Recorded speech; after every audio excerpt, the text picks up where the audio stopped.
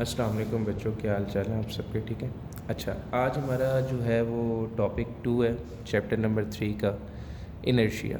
Inertia basically क्या है? Inertia वो करेक्टरिस्टिक है बॉडी का due to which it resist any change in it state of rest और यूनिफॉर्म मोशन। इसका मतलब क्या है, आप इसको ज़रा समझते हैं कि वो कहता है अगर एक बॉडी रुकी हुई है ना तो वो चाहेगी वो रुकी रहे, अगर एक बॉडी मूव कर रही है तो वो चाहेगी वो मूव ही करती रहे। कैसे? फॉर एग्ज़ाम्पल पहले तो इसको ये देखते हैं, एक बाइक वाला है, वो बाइक चला रहा है स्पीड में, सडनली उसके आगे कुछ चीज़ आ जाती है, कोई tyres, for example tyre road के आगे पड़े हुए हैं और वो बाइक स्पीड में लेके आ रहा है, ये टायर्स पड़े हुए हैं, जैसे ही ये ड्राइवर और ये बाइक है, वो जैसे ही इसमें हिट होगा बाइक रुक जाएगी क्योंकि उसके आगे हर्डल आ गई, लेकिन ड्राइवर जो है वो क्या करेगा, वो मोशन में था, वो आगे जाके गिरेगा। इसका मतलब ये है कि वो मोशन में था तो इनर्शिया की वजह से उसने अपनी मोशन को बरकरार रखा, लेकिन वो रुक क्यों गया? अब क्वेश्चन ये भी आ जाता है कि रुक क्यों गया।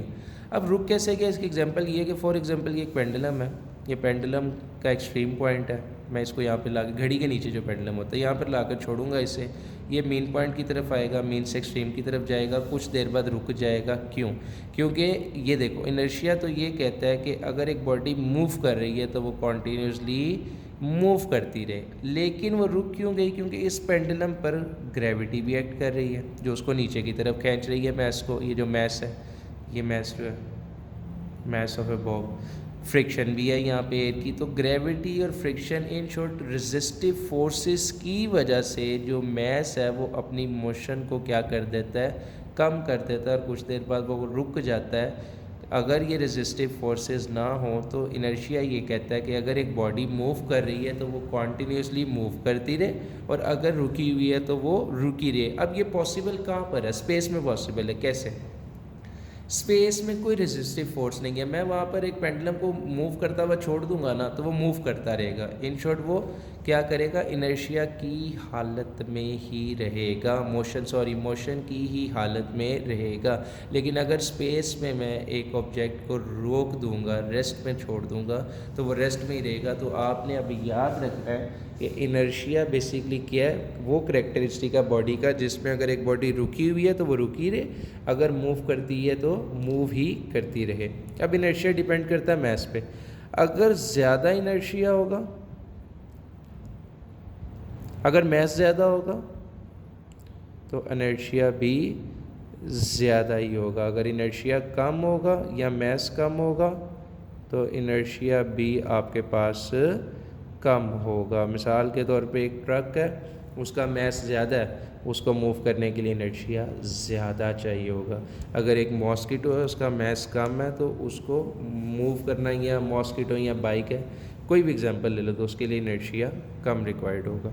अब आ जाते हैं मोमेंटम के ऊपर। हम product of mass and velocity is called momentum.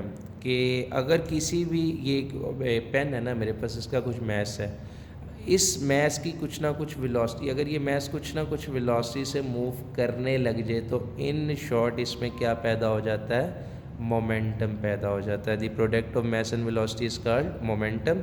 Momentum को रिप्रेजेंट करते हैं हम पी से, और इसका फार्मूला होता है P is equal to M V. अब आ जाते हैं एम वी यूनिट की तरफ। मैस किलोग्राम, वेलोसिटी मीटर पर सेकेंड, और एक इसका यूनिट है न्यूटन सेकेंड। अब ये कैसे? हमें पता है न्यूटन किसके इक्वल होता है, kg/-2, हमने पिछले टॉपिक के अंदर पढ़ा था। अब न्यूटन kg/-2 हो गया और सेकंड वहाँ पर एज इट इज़ लिख दिया। अब मैथ का रूल है कि जब दो चीज़ों की बेसिस सेम हो और वो आपस में मल्टीप्लाई हो रही हो तो पावर ऐड हो जाती है, -2+1। अब -2+1 क्या आ गया, -1 आ गया। तो देखो ये यूनिट और ये यूनिट क्या हो गया, सेम हो गया। और मोमेंटम वेक्टर क्वांटिटी है, क्यों?